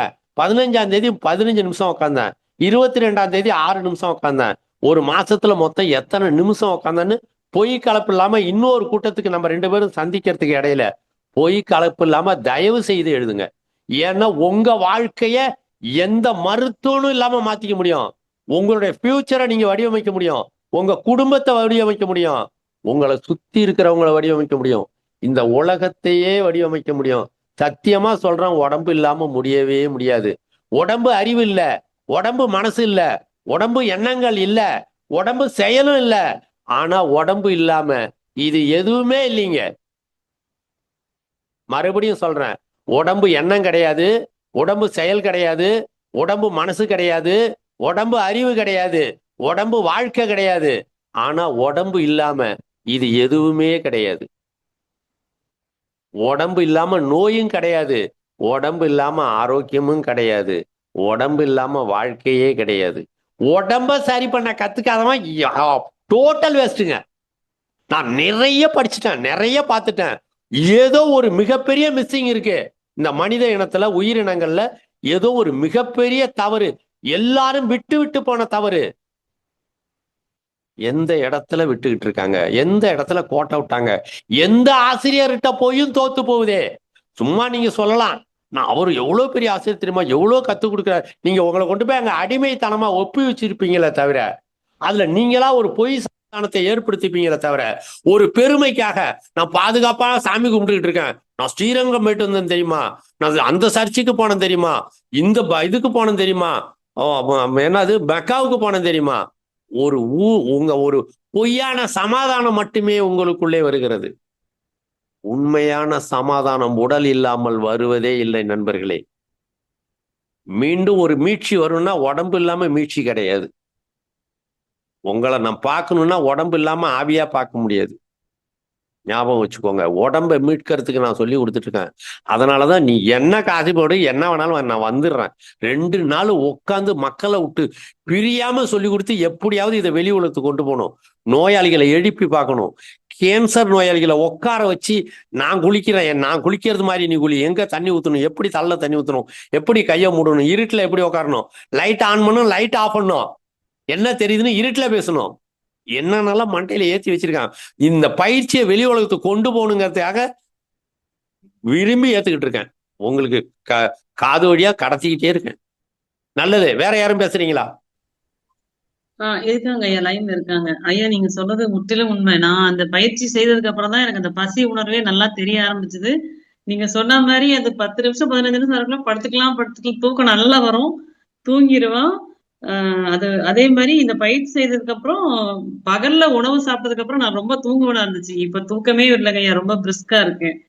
அதுவும் இந்த பயிற்சியினுடைய ஒரு மகிழ்ச்சி. ஏன்னா ஒரு உடல் ரீதியான ஒன்றை நம்ம சரி பண்றோம், உடலை சரி பண்றோம். அந்த உடலுக்கு தாக்கு பிடிக்கும் திறன் இருந்தா இன்னும் கொஞ்ச நாளைக்கு உயிரோட இருக்கும். உடம்பார் அடியின் உயிரார் அடிவர், தெளிவா எழுதிட்டான் அவன். உடம்ப காப்பாத்துற வேலையை நான் செஞ்சிட்டு இருக்கேன் உங்க எல்லாருக்கும். அது எனக்கு ஒரு பெரிய வியப்பு, பெருமையும் கூட. ஏன்னா அந்த வார்த்தை அவங்க வாயால வந்ததுங்கிறது என்ன ஒரு ஒரு குழந்தை மாதிரி வச்சுக்கோங்க, என்னை பெருமைப்படுத்துறதுக்காக சொன்னதா கூட வச்சுக்கலாம். அது எனக்கு பெரிய மகிழ்ச்சி, அளவு கடந்த மகிழ்ச்சி. அதை கொண்டுட்டு போகணும் அப்படின்ட்டு மறுபடி இதை கொண்டு வந்தேன். இதனால இந்த பசியை நீங்க எழுப்புறதுங்கிறது கொஞ்சம் கொஞ்சமா எழுப்பும் போது நித்திரை சத்துரு நல்லா புரிஞ்சுக்கோங்க. நீங்க தூக்கம் நல்லா நீங்கல்ல சோர்வது, திருப்பி மறுபடியும் இடையில எழுச்சிங்கன்னா திருப்பி உட்காந்து பாருங்க. கொஞ்சம் கொஞ்சமா இரவுல உட்கார்ற நேரம் உங்களுக்கு அதிகரிக்கும், பகல்ல இன்னும் நல்லா சுறுசுறுப்பு வரும். உடல் எடை அதிகரிச்சவங்களுக்கு எல்லாம் எடை குறையும், ரொம்ப மெலிஞ்சு போயிருக்கிறவங்களுக்கு உடல் எடை அதிகரிக்கும். சரியா? எந்தெந்த உள்ளுறுப்புகள் எல்லாம் பிரச்சனை இருக்கோ அது எல்லாம் சரியாகும். பகல்ல இன்னும் சுறுசுறுப்பா இருப்பீங்க. நீங்க கொஞ்ச நாள் கழிச்சு நினைச்சு பாருங்க, ஒரு வருஷத்துக்கு முன்ன எப்படி இருந்தோம், இப்போ 2 மாசமா இந்த பயிற்சி செய்யறோம், இதுக்கப்புறம் இப்ப எப்படி இருக்கும் அப்படிங்கறதெல்லாம் உங்களுக்கு தெரிய வரும். தொடர் பதிவுகளை சந்திப்போம். யாரோ 4 பேர் ஹேண்ட் ரைஸ் பண்ணீங்கன்னு சொன்னீங்க, அவங்களும் பேசுங்க. மோகனையா, நீங்க அன்மியூட் பண்ணிட்டு பேசலாம். மோகனையா, நீங்க அன்மியூட் பண்ணிட்டு பேசுங்க. அனார்கலியம்மா, அவங்களுக்கு கோவஸ் கேக்குதுங்களா? சரிங்க, பேசுங்க பேசுங்க பேசுங்க, இப்ப கேக்குது. ஐயா ஒரு கேக்குதுங்களா ஐயா? ஐயா, இப்ப இந்த பயிற்சி நான் தொடர்ந்து பண்ணிட்டு இருக்கேங்க. நீங்க சொல்றது ரொம்ப மாற்றம், நிறைய மாற்றங்கள், நிறைய ஆக்டிவா இருக்கு முன்ன விட. அதெல்லாம் நிறைய இருக்குங்க. இப்ப நைட்ல பண்ணும்போது, ஆரம்பத்துல பண்ணும்போது எனக்கு ஒரு 1/4 மணி நேரம் பண்ணிட்டு இருக்கும் போதே நிறைய வேர்க்குங்க. நல்ல சொல்லுங்க, வெளியில சொல்லுங்க, என்னெல்லாம் நடந்ததுன்னு சொல்லுங்க. அப்பதான் அடுத்தவங்களுக்கு புரியும், அவங்க செஞ்சு பார்ப்பாங்க, அவங்களுக்கு வருதான்னு பார்ப்பாங்க. ஆமா, நிறைய வேர்வை ஃபுல்லா சலசலன்னு ஊத்துங்கய்யா. ஒரு 1/2 hourக்கு மேல உட்காருவேன், 3/4 மணி நேரம் அந்த மாதிரி கூட உட்காருவேங்க. இப்ப அந்த நல்ல உடம்பு நல்லா ஹீட்டா தெரியுதுங்க, அந்த வேர்வை வரல, இப்ப வரதில்லை. ஒருவேளை அந்த குளிர் காலங்கிறதுனால அந்த மாதிரி வராம இருக்காங்கய்யா, இல்ல பயிற்சி இன்னும் கொஞ்சம் நேரம் எடுத்து செய்யணுமாங்கய்யா? உண்மை. நீராவி போக்கு தாவரங்கள் நடத்தும், ரைட்டா? நீராவி போக்கு தெரியுதானே? பனி வரும்ல, வியர்வை வரும்ல, செடியில இருந்து வியர்வை வரும், நம்ம மேல வியர்வை வரும். நீரை உங்க உடம்பு கடத்திட்டு, நீர் இப்ப தேவையில்லாத அதிகப்படியான நீரை எல்லாம் உடம்பு இயற்கையா கடத்த கத்துக்கிட்டு இனிமே தானாவே உங்க உடம்புல இருந்து நீர் வெளியிடும் சாதாரணமாவே. இப்ப அதுக்கப்புறம் உங்க உடம்பு மெட்டலாய் நோக்கி போகும், உலோகத்தன்மையை நோக்கி உடம்பு போகும். உலோகத்தை நோக்கி போகும்போது உலோகத்துல இருந்து வேர்வை வெளியாகாது. ஒரு பச்சை செடியில இருந்து கொளுத்துனீங்கன்னா வேர்வை வரும், ஆவி வரும், ரைட்டு தானே? நான் பேசுறது புரியுதா இல்லையா? ஒரு பச்சை கீரை அள்ளி ஒரு பாத்திரத்துல வச்சு நெருப்பை வச்சு எரிச்சிங்கன்னா அதுல ஆவி வெளியில வரும், அந்த ஆவி குளிர்ச்சி அடையும், அது நீரா மாறும், ரைட்டா? நீராவி வெளில வரும். காஞ்சி போன குச்சில இருந்து நீர் வெளியேறாது. அதே போல உலோகங்கள்ல இருந்து நீர் வெளியேறாது. உலோகம் வெறும் உலோகம், குளிர்ச்சியா இருக்கும், வெப்பமா இருக்கும், 2 தான். உலோகம் வெப்பத்தை வாங்கி இழக்கும் போது அது பூச்சி புழுவே பிடிக்க முடியாத உடலா மாறிடும். அப்போ உங்க குடல்ல கூட கிருமிகளே தங்கி இருக்காது. அந்த இடத்த நோக்கி உங்க உடம்பு நவுந்துட்டு கொஞ்சம் கொஞ்சமா முன்னோக்கி வந்துட்டு, சரியா? குளிர்காலங்கிறதுனால இல்ல, தேவையில்லாத நீர். இப்ப அவங்களுக்கு முன்னெல்லாம் சளி பிடிக்கும், இதெல்லாம் அது மாதிரி சளி பிடிக்கிறதெல்லாம் குறையும் பாருங்க. ஆனா மறுபடியும் சளி பிடிக்கும். அது செம்புல களிம்பு பிடிச்ச மாதிரி, இரும்புல துரு பிடிச்ச மாதிரி திருப்பி அதை மறுபடியும் திருப்பி உட்காந்துருந்து வெளியேற்றும் போது பாத்தீங்கன்னா எவ்வளவு மழையில நனைஞ்சாலும் சளி பிடிக்காது, வேற மாதிரி வரும். அடுத்தது இன்னும் முன்னோக்கி போயிட்டே இருக்கும். கொஞ்சம் நாளாக உங்களுக்கு பெரிய ஆச்சரியங்கள்லாம் உள்ள காத்துக்கிட்டு இருக்கு. நன்றி நன்றி நன்றி. வேற இன்னும் மாற்றங்கள் இருந்தா சொல்லுங்க. ஆமா, நிறைய மாற்றங்கள், நிறைய இப்ப டயர்டு கிடையாது, நல்லா ஆக்டிவா இப்படி இருக்கு சொன்னீங்கன்னா பக்கத்துல எல்லாம். கேக்குறவங்களுக்கு சும்மா அப்படிதான் சொல்லுவாங்க எல்லாரும் பாங்க. என்னென்ன இல்ல மாற்றங்கிறத மாற்றம். கவனிங்க தயவு செஞ்சு. ஆமா, நிறைய முன்னாடியே நான் ஏற்கனவே சொல்லியிருக்கேன் பேசும்போது, நிறைய அந்த செரிமான பிரச்சனை எல்லாம் இருக்கும், அஜீரண கோளாறு அதெல்லாம் இப்ப சுத்தமா இல்லையா, நல்ல ஆக்டிவா இருக்கு. கேஸ் ட்ரபிள் அதெல்லாம் சுத்தமா இப்ப கம்ப்ளீட்டா இதாயிருச்சு. ரொம்ப நல்ல மாற்றங்கள் நிறைய தெரியுதுங்க, நிறைய எவ்வளவு மாற்றங்கள் நேரம் தெரியுது. செஞ்சிருப்பீங்க? இப்ப நான் ஒரு 1/2 மணில இருந்து 3/4 மணி நேரம் வரையும் நான் செய்யறேங்க. 1 மணி நேரம் தினமும் அந்த மாதிரி. செய்றீங்க? ஆமாங்க, ஆமா. சரி. தினமும் கண்டினியூட்டியா செய்றீங்களா? ஆமாங்க, டெய்லி நான் கண்டிப்பா நான் டெய்லி அந்த ஒரு 8 ஓ எவ்வளவு கிளாக்ல நாளா இருந்து 9 ஓ செய்றீங்க? கிளாக் ஒரு ஒரு 4-5 மாதம். நீங்கள் அந்த சொல்லும் போதே நான் ஸ்டார்ட் பண்ணிட்டேன். ஒரு 4 மாதம் 5 அப்ப மாதம் ஒரு செய்வேன். 150 நாள், 5 மாசம்னா 150 நாள். சரியா? ஆமா, ஆமா, ஆமா. நீங்க தனிமையில உட்கார்ந்து யோசிங்க. உண்மையிலேயே ஒவ்வொரு நாளும் 3/4 மணி நேரம் செஞ்சோமா? இல்ல எல்லாரும் சந்தோஷமா நினைக்கணுங்கிறதுக்காக சொன்னோமா நினைங்க. கூடுமான வரைக்கும் உண்மைகளை பேச முயற்சி பண்ணுங்க. ஏன்னா அது மத்தவங்களுக்கு வழிகாட்டி. நீங்க இப்ப அடுத்தவங்களுக்கு ஊருக்கு ஊருக்கு வழிகாட்டுறவங்க மாதிரி இது. ஏன்னா இது வரைக்கும் பூமியில நம்ம நாட்டுல யாரும் சொல்லி கொடுக்காத ஒரு முறை, எல்லாரையும் காப்பாத்துற முறை, ஒரு பைசா செலவு இல்லாத முறை, உலகத்துல இருக்கிறதுலயே மிக உயர்ந்த முறை. உண்மையாவே அவங்கவுங்களும் செஞ்சு பார்த்து அவங்கவுங்களும் மாஸ்டர் பீஸ் ஆகக்கூடிய முறை. ஆமா. எல்லோருமே ஆசிரியர் ஆகக்கூடிய அளவிற்கான ஒரு உடலை உயிரையும் காப்பாற்றுகின்ற கல்வி முறையை நம்ம சொல்லிட்டு இருக்கோம். அதனால இதுல யாரும் எந்த இடத்துலயும் தவறுதலுக்கே போக வேண்டாம், ஆமா. இல்ல நான் மிகைப்படுத்துதலுக்கே போக கரெக்டா ஒரு வேண்டாம். 1/2 மணி நேரம் நல்லது, குறைஞ்சு 1/2 நன்றி மணி நேரம் கண்டிப்பா. நன்றி நன்றி நன்றி. வேற யாரும் பேசுறீங்களா? நன்றிங்க ஐயா. வாழ்க வளமுடன். அடுத்ததாக சாந்தி அம்மா. ஐயா வாழ்க வளமுடன் ஐயா. ஐயா வாழ்க சொல்லுங்க. வளமுடன். வணக்கம்மா, வணக்கம்மா. ஐயா இது வந்து சின்ன பிள்ளைங்க செய்யலாமாங்க ஐயா? அவங்க ஏன்னா போர்த்திட்டு உட்கார்றப்ப கொஞ்சம் அவங்க கொஞ்சம் வேற மாதிரி நினைப்பாங்களா? இல்லைன்னா அது செய்யறதுனால என்ன செய்யும் அப்படின்னு அவங்களுக்கு எப்படிங்க நம்ம விளக்கம் பண்றது? ஒண்ணும் இல்ல, உடம்பு ஒரு நல்லா 10, இருக்கும்பா. 12 நல்ல வயசு நினைவாற்றல் குழந்தைங்க. அதிகரிக்கும். நினைவாற்றல் அதிகரிக்கும், உடம்பு நல்லா இருக்கும், காய்ச்சல் வராது, நல்லா பசிக்கும், நல்லா ஆ, செரிப்பு, நல்லா ஓடுவேன், விளையாடுவேன், உற்சாகமா இருப்பேன். உண்மையிலேயே உற்சாகமா இருப்பாங்க. ஆ, பள்ளிக்கூடத்து மாணவர்களுக்கெல்லாம் சரிங்கய்யா. நினைவாற்றல் அதிகரிக்கும், கல்வித்திறன் அதிகரிக்கும். சின்ன குழந்தைய கூட கையை சரிங்கய்யா, மூடிட்டு சரிங்க. உட்காந்து சொல்லலாம். சரிங்க. சொல்லுங்க. அதாவது இன்னொரு சின்ன விஷயம் சொல்றேன். பெட்ஷீட்டை போட்டு மகிழ்ச்சிக்கு அர்த்தம் அப்படி என்ன தெரியுமா? சொல்லுங்க. ஐயா, அம்மா சொல்லுங்க, பேசுங்க. என்னங்கய்யா? ஏதோ பேசுறீங்க, பேசுங்க. சொல்லுங்கய்யா. மகிழ்ச்சிக்கு அர்த்தமே இல்லங்கய்யா, 2 அது கையும் சின்ன தட்டுறது. குழந்தைனால போத்தி. ஆமா, ஆமா, ஆமா. ஆ, பயிற்சிக்கு நம்ம தவம் இருக்கிறோம். அதனால நம்ம கைய கட்டி உட்காந்துரும். அவங்க குழந்தைங்க தூங்குறப்ப இப்படி போர்த்திட்டு உட்காந்து இது பண்ண முடியுமா அப்படிங்கறதுக்காண்டி அவங்க விளக்கம் கேட்கறாங்க இல்லையா? அதனாலதான் நீங்க இன்னைக்கு நல்ல வேளை எனக்கு கிளாஸ்ல நான் கவனிக்கிற மாதிரி ஆயிடுச்சு. அதனாலதான் உங்ககிட்ட கேட்டேன். நல்லது. அவங்க சும்மா முடிஞ்ச ஐயா. வரைக்கும் ஒரு 10 நிமிஷம் உட்கார சொல்லுங்க. நான் பேசுறது கேக்குதா? சரிங்க, சரிங்க, சரிங்க. கேக்குதுங்க, கேக்குதுங்கய்யா. ஒரு அப்புறம் 10 இன்னொன்னு நிமிஷம். என்னங்கய்யா, நம்ம நைட்டு இன்னும் ஒரே ஒரு கேள்வி மட்டும்தாங்கய்யா. அதாவது நம்ம தூங்க போறதுக்கு முன்னால உட்கார்றது நல்லதா? இல்லைன்னா அதிகாலையில அம்மா சொன்னாங்களே, சித்திர அம்மா சொன்னாங்க இல்லையா? எழுந்துட்டு தூக்கம் தூக்கம் இடையில முழிப்பு வந்துருது இல்லையா? அப்போ நம்ம தூங்குறதுக்கு தான் மனசு கேக்குது. அப்ப அதை மீறி நம்ம அப்படி உட்காரலாமாங்கய்யா? உட்காரலாமா? எப்ப வேணாலும் உட்காரலாமா? இரவுல உட்காரலாமா? சாப்பிடறதுக்கு முன்னாடி, சாப்பிட்டதுக்கு அப்புறம், இடையில பாத்ரூம் போறப்ப, விடியற் காலையில எப்ப வேணாலும் உட்காரலாம். பகல்ல உட்காரலாம். சரியா? கையை மூடிட்டு உட்காரலாம். இது போத்திக்காமலும் உட்காரலாம். போத்திட்டு உட்கார்ந்தா சிறப்பு. இப்படியே உட்காந்துக்கிட்டே இருங்க கொஞ்சமா. நீங்க எப்ப வேணாலும் ஏங்க, நல்ல காரியம் செய்யறதுக்கு ராவு காலம் எமகண்டம் என்ன? தப்பிச்சு போறதுக்கு அடிபட்டுருச்சு ஆஸ்பத்திரிக்கு போகணும். இப்ப ராவு காலம் எமகண்டம் பார்ப்போமா? அதனால எப்படியும் நல்லது செய்யறதுக்கு 4 கிழமையே பார்க்க கூடாது. தப்பிக்கிறதுக்கு 4 கிழமை பார்ப்பானா? நல்ல நாள் பார்த்து தப்பிச்சுக்குவோம். இன்னைக்கு தப்பிக்க வேணாம், மாட்டிக்கிட்டா பரவாயில்ல அப்படின்னு நினைப்பானா? இது உயிரை காப்பாற்றுகின்ற ஒரு வேலை, எப்ப வேணாலும் செய்யலாம். அது சிறப்புங்கிறது. இருட்டுல உட்காரத்துக்கு நிறைய ஓய்வு, விடிகிற வரைக்கும் உங்களுக்கு ஓய்வு தாங்க. இருட்டுல விடிகிற வரைக்கும் உட்கார்ந்துருந்தாலும் உங்களுக்கு பிரச்சனை இல்லை. அதனால அப்ப செஞ்சீங்கன்னா இடையூறு இருக்காது. நான் சொல்றது புரிஞ்சுக்கோங்க. சரியா? தெளிந்த சிந்தனை இருக்கும் இருட்டுல. ஏன்னா இருட்டுல தான் நம்மளுக்கு அறிவே மயங்குற நேரம். அதனால அப்போ உட்காந்தீங்கன்னா நல்லது. சின்ன குழந்தைங்களும் உட்காரலாம், பெரியவங்களும் உட்காரலாம்.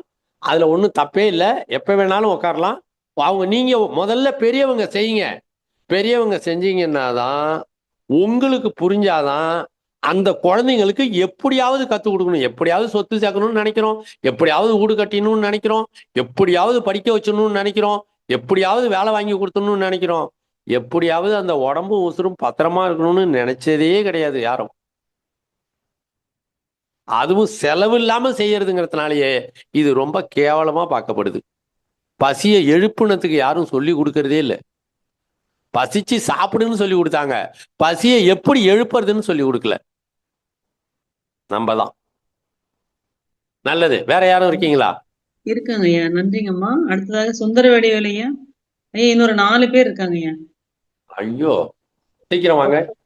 ஐயா வாழ்க்கை ஐயா. வணக்கம். ஐயா நான் உங்க வகுப்புல இன்னைக்கு தான் ஃபர்ஸ்ட் ஜாயின் பண்ணியிருக்கேன். இந்த ப்ராசஸ் நீங்க சொல்றதுக்கு எப்படி உட்காரணும், அது உட்காரும் போது ஐயா வாழ்க வளமுடன். ஐயா இதற்கான வீடியோ நான் 2 வீடியோ இருக்குங்க. அதை நான் உங்களுக்கு நான் திருப்பியும் குரூப்ல போடுறேன். அதை பார்த்து தெரிஞ்சுக்கிடுங்க. பார்த்து தெரிஞ்சுக்கிட்டு அந்த பயிற்சியை அது அதுல நித்திய உடல் பராமரிப்பு, அப்புறமா இந்த வள்ளலார் எப்படி உட்கார்ந்தாரோ அது மாதிரி ஒரு முறையை ஐயா சொல்லி கொடுத்துருக்காரு. அதை வந்து நான் உங்களுக்கு வீடியோ பதிவு அனுப்புறேன். நீங்க அதை பார்த்துட்டு அதை பயிற்சி பண்ணுங்க. அதுக்கு அடுத்த வகுப்புல உங்க அனுபவங்களை பதிவு பண்ணுங்க. வாழ்க வளமுடன். நன்றிங்க ஐயா. வாழ்க வளமுடன். நன்றிங்க ஐயா. அடுத்ததாக மல்லிகாமா, நீங்க அட்மிட் பண்ணிட்டு கேட்கலாம்.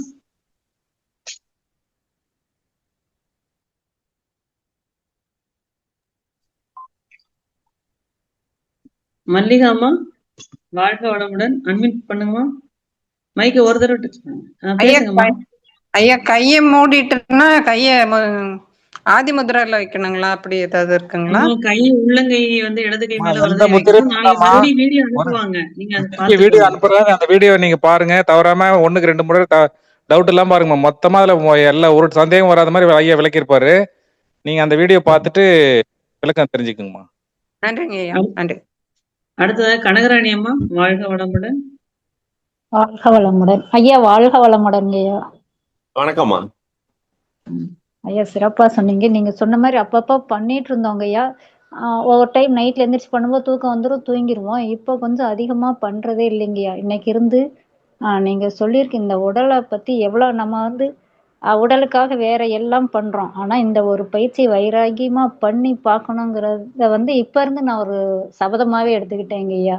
இப்ப உதாரணத்துக்கு ஐயா பல தீர்க்க முடியாத நோய்கள் எல்லாருமே இந்த ஒரே எளிய முறையில தீர்த்து அவருக்கு ஐயாட்ட சொல்லியிருக்காங்க. ஒரு சபதமா நான் எடுத்துக்கிட்டேங்க ஐயா. இப்போ ஒரு சின்ன உதாரணம். அதுக்காக ஐயா ஆரம்பிக்கும் போது எனக்கு வந்து கொஞ்சம் டயர்ட்னஸா இருந்தது.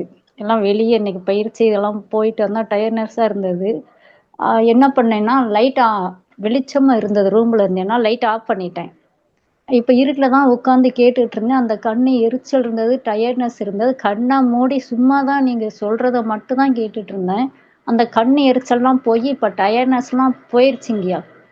நல்லா ஒரு என்ன சொல்றது, உடம்பு வந்து நீங்க சொல்லவே வந்து எனக்கு அந்த டயர்ட்னஸ் போய் கண்ணு எரிச்சல்லாம் போய் நல்லா இருக்குதுங்கய்யா. இப்ப சும்மா நம்ம இப்படி உட்கார்ந்துருக்கும் போதே நல்லா இருந்தது இருட்டுல. இன்னும் அதை வந்து நம்ம டெய்லி பண்ணி கண்டிப்பா பார்த்தே ஆகணுங்கிற ஒரு வைராகியம் வந்துருச்சுங்கய்யா. பார்த்துட்டு கண்டிப்பா சொல்லுவேன்.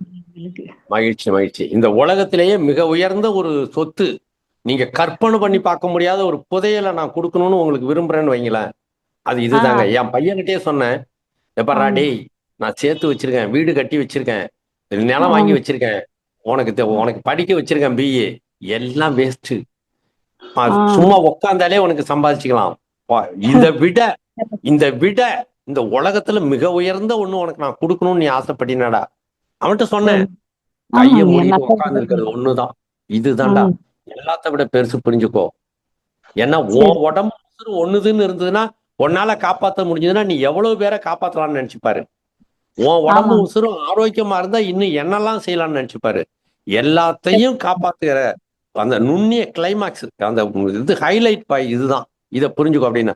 அன்னைக்கு பேசும்போது எவ்வளவு பேர் கவனிச்சிங்கன்னு தெரியல. நானே சொன்னதில்ல, மகேந்திரன் சொன்னாரு. அப்படியே எனக்கு ஷாக் ஆயிட்டு, நமக்கு கூட பேச தெரியலையேன்னு. ஒரு பெரிய ஆலமரம் விதைக்குள்ள இருந்து பசிதான் வளர்ந்து ஆலமரமா விரியுது. பசி சும்மாதான் இருக்கு, பசி விதைக்குள்ளதான் இருந்தது. அவ்வளவு பெருசா விரிஞ்சதுன்னா எது விரிஞ்சதுன்னா பசிதான் விரிஞ்சுது. ஒவ்வொரு இலைக்குள்ளேயும் போகுது. பசி இல்லைன்னா இலைய கீழே விழுந்துரும், அது காஞ்சி சருகாயிடும். ஒரு பெரிய கிளை முறிச்சுக்கிட்டு விழுந்ததுன்னா அந்த கிளை கீழே விழுந்துன்னா செத்துரும். அதுக்கு என்ன அர்த்தம்னா பசியிலிருந்து அது பிரிஞ்சு போயிட்டு, பசியிலிருந்து அந்த கிளை பிரிஞ்சு போயிட்டுன்னு சொன்னாரு. அப்படியே அன்னைக்கு அவர் பேசி முடிச்சது அப்புறம் யார் நான் சொல்லணும்னு நினைச்சிட்டு இருந்தேன், கடைசியா மறந்துட்டாத. எனக்கே பேச தெரியல அது. எப்படா பாரு, எப்படி புரிஞ்சு வச்சிருக்காங்க பாரு. நமக்கு நம்ம நினைச்சிட்டு இருக்கோம் நம்ம தான் பெரிய ஆளுன்னு. உலகத்துல பிறந்த ஒவ்வொருத்தரும் பெரிய ஆள் தான். நீங்க அனுபவிச்சு பார்க்கும்போது நான் பேசுறது மாதிரி 1000 மடங்கு பேசுவீங்க. ஏன்னா அவ்வளவு பெரிய ஒரு புதையல் மாதிரி செய்தி அது. அப்ப எனக்கு என்ன தோணுச்சுன்னா, நம்ம உடம்புக்குள்ள ஒவ்வொரு பகுதியையும் வளர்த்தது பசிதான். விரல் நுனியில இருந்து நுனி வலையில இருந்து கால் நகம் நுனியில இருந்து பசி பார்த்துக்கிட்டு இருக்கிறதாலதான் ஆரோக்கியமா இருக்கு. ஒரு கையில மட்டும் சூடு போகலன்னா கை காஞ்சி போயிடும். அதுல இருக்க நீர்லாம் ஆவியாகாது. அந்த காஞ்சு குச்சியா போயிடும். அதுக்கப்புறம் அது கொளுத்துனீங்கன்னா எரிஞ்சு போயிடும். உங்களுக்கு தெரியவே தெரியாது. ஏன்னா அதுல சூடு போனாதானே தண்ணி நீராவி இருக்கும், சூடு இருக்கும். சூடு இல்லைன்னா குளிர்ந்து போயிடும், அணைஞ்சு போயிடும், காஞ்சி போயிடும், குச்சி போயிடும். ஆகா, அப்ப பசி எந்த உள்ளுறுப்புக்குள்ளலாம் சரியா போகலையோ அங்கெல்லாம் அது நோய்வாய்ப்பட்டதுன்னா அதால காப்பாற்ற முடியாது. அப்ப பசிதான் மருந்துன்னு யாரு திருவள்ளுவர் எப்படி எழுதுனா, மருந்தன வேண்டாவாம் அருந்தியது அற்றது போற்றி உனின். சாப்பிட்டது பசி, சாப்பிட்ட உடனே அழிஞ்சு பசி. அந்த பசிய பெருமைப்படுத்தி சாப்பிடு, நோய் மருந்து வேணாம்னு சொன்னான். இந்த பசியை எப்படி பெருமைப்படுத்துறதுன்னு யாருக்குமே சொல்லவும் தெரியல, செய்யவும் தெரியல. அதை செஞ்சே காமிச்சான் ராமலிங்கம். அந்த மாதிரி நம்ம இந்த பசியை எழுப்ப கத்து கொடுத்தா எவ்வளவு நல்லா இருக்கும்னு நான் நினைச்சேன்.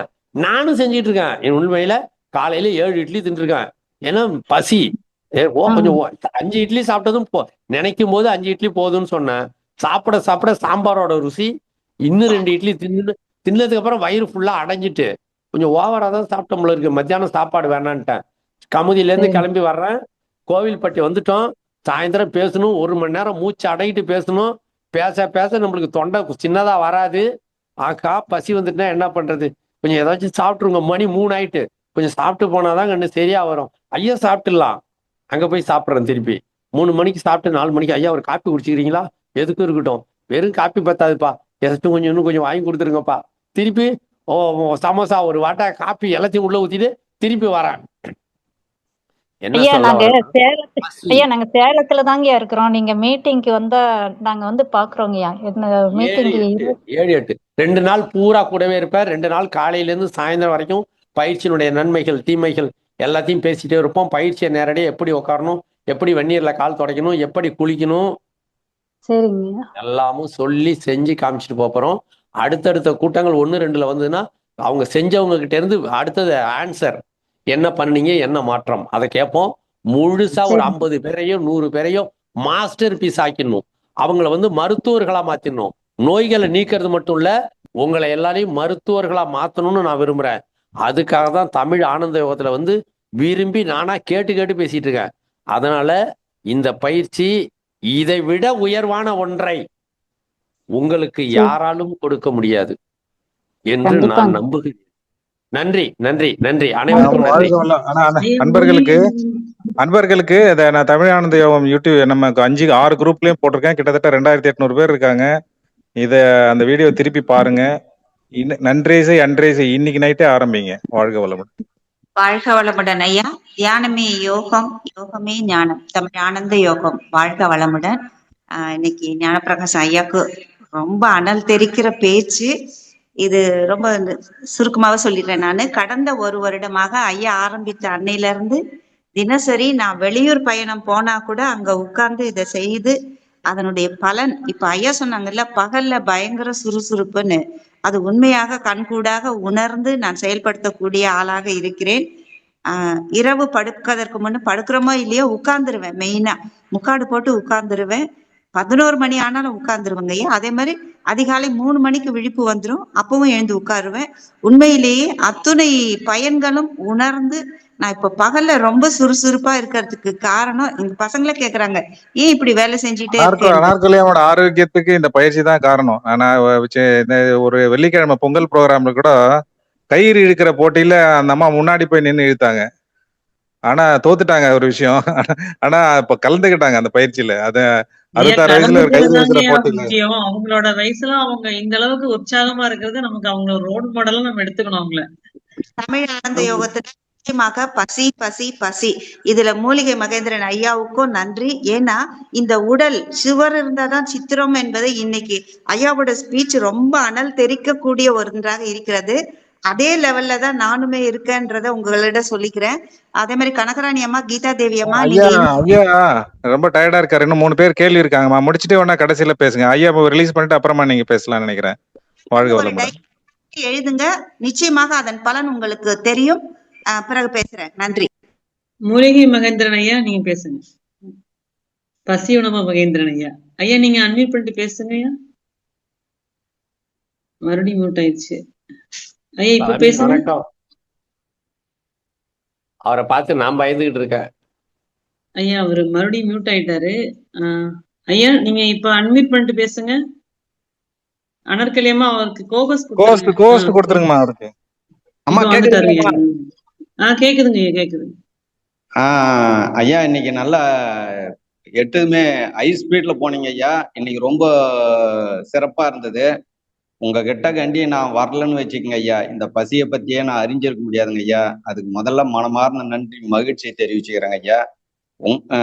உங்ககிட்ட அறிஞ்சதுதாங்க ஐயா சொல்றேன். இன்னும் ஒண்ணு லாஸ்டா நான் ஒண்ணு அறிஞ்சேங்க ஐயா. பசி என்பது ஒரு செகண்டும் ஒரு நொடியும் மனிதனுடைய உடலையும் பிரபஞ்சகத்தையும் பூமியும் தூய்மைப்படுத்துன்ற ஒரு அறிவை நான் புரிஞ்சுதான் இதெல்லாம் பேச ஆரம்பிச்சேங்க ஐயா. இன்னும் ஒண்ணு லாஸ்டா என்ன புரிஞ்சுன்னா, பசியை புரிந்து கொண்டு அந்த பசியை சரியான முறையில் வழி நடத்தவில்லை என்றால் அதுவே நோய்களாக மாறி தண்டனையாகவும் கொடுக்கும் என்பதை நான் புரிஞ்சுக்கணுங்க ஐயா. அதனால எல்லாருக்கும் நான் சொல்லிடுறேன், பசியிடம் ரொம்ப நீங்கள் உஷாரா இருக்க வேண்டியது இருக்கு. அது நல்லதையும் செய்யும், தவறு செஞ்சால் தண்டனையும் கொடுக்கும். அதுக்கு உதாரணம் நானே. அதை சரியான முறையில செய்யாம போனதால இப்போ கரெக்டா செஞ்சுக்கின்னு வரங்க ஐயா. அது பசி என்பது தண்டனையும் கொடுக்குது, ஆக்கவும் செய்வது அழிக்கவும் செய்வது பசி. அதுல நான் புரிஞ்சதே, பசி என்னை படைத்தது, உணவு என்னை வளர்த்தது. அதனால்தான் அதை தாரக மந்திரமா வச்சுங்கிறாங்க ஐயா. கண்டிப்பாக உலக சமாதானம் என்பது பசியில் வரும். 800 கோடி பேரும் ஒன்றுக்கு மட்டும் கட்டுப்படுவார்கள், பசிக்கு மட்டும், பசிக்கும் உணவுக்கும் கட்டுப்படுவார்கள்.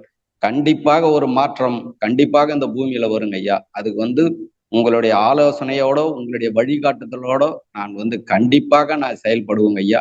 இந்த விதையை என்னிடம் கொடுத்திட்டீர்கள். என்னால் முடிந்த அளவுக்கு இந்த விதையை நான் விதைப்புங்க ஐயா.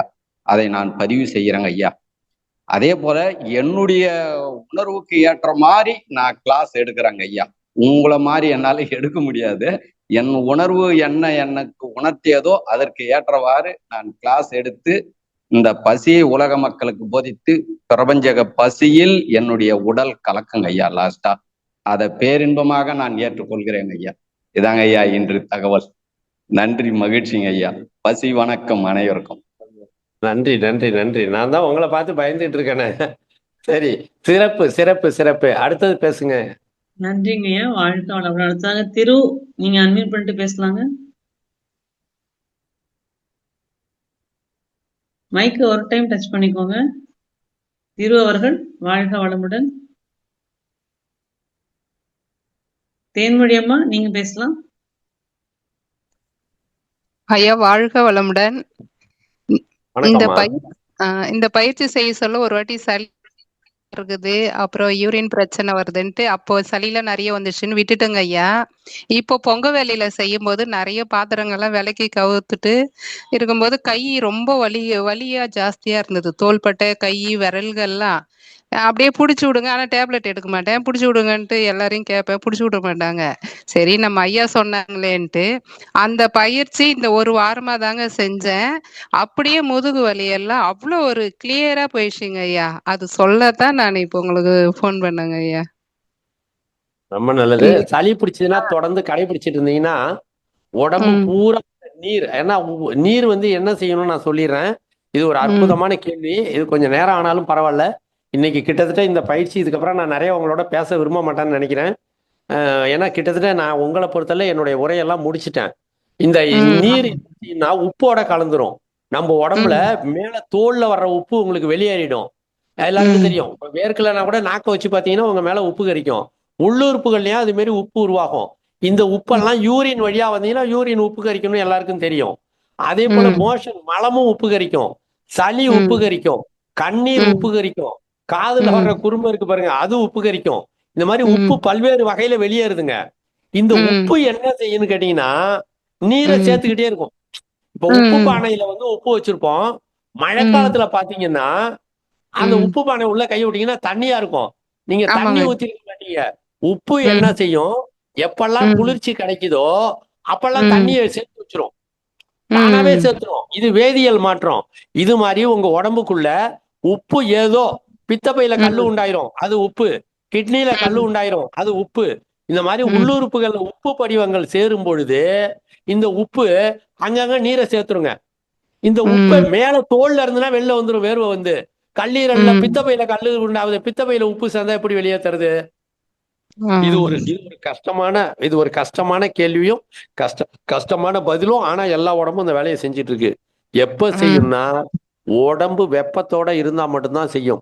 கீழே விழுந்தா ம் என்ன ஆகும்னு கேட்டீங்கன்னா படுக்கையில நான் ம் ஏன் ராத்திரியை ரொம்ப பிரமாதம் போய் பேசுறேன்னா ராத்திரி ஆயிட்டா உடம்பு கீழே விழுந்துரும் பாருங்க நீட்டிக்கிட்டு.